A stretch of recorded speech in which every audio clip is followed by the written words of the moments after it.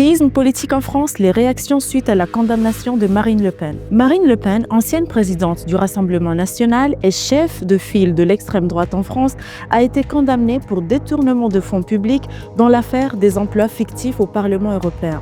Le tribunal correctionnel de Paris lui a infligé 4 ans d'emprisonnement, dont 2 ans fermes aménageables sous surveillance électronique, 100 000 € d'amende et 5 ans d'inéligibilité avec exécution provisoire. Cette décision prive à ce stade Marine Le Pen de toute possibilité de se présenter à la présidentielle de 2027, provoquant une vague de réactions tant en France qu'à l'étranger. Jordan Bardella a déclaré, je cite, « Ce n'est pas seulement Marine Le Pen qui est condamnée, c'est la démocratie française qui est exécutée. Nous appelons à une mobilisation populaire et pacifique pour dénoncer ce scandale démocratique. » Du côté de la gauche française, les réactions divergent. Jean-Luc Mélenchon a déclaré également, je cite, « La décision de destituer un élu devrait revenir au peuple. Nous prenons acte de cette décision de justice, mais nous refusons par principe que le recours soit impossible pour quiconque. » Les alliés européens du RN ne tardent pas à réagir. Matteo Salvini, le numéro 2 du gouvernement italien et patron du parti d'extrême droite Lega, a déclaré, je cite, « Un mauvais film orchestré par Bruxelles. Ursula von der Leyen et Emmanuel Macron sont responsables de ce complot.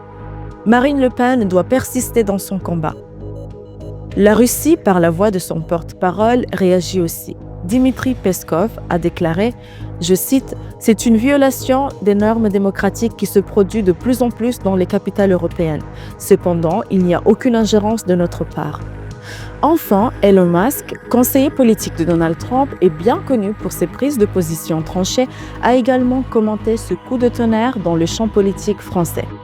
Il a écrit sur X, je cite, « Lorsque la gauche radicale ne peut pas gagner par le vote démocratique, elle abuse du système judiciaire pour emprisonner ses opposants.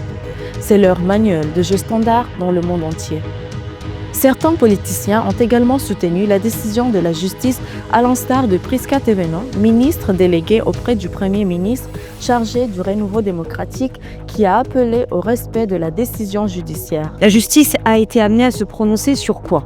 Sur une question pourtant simple, est-ce que Marine Le Pen et le Rassemblement national ont été coupables de détournement de fonds publics, de fonds européens ? La justice s'est prononcée et à ce titre, nous devons la respecter.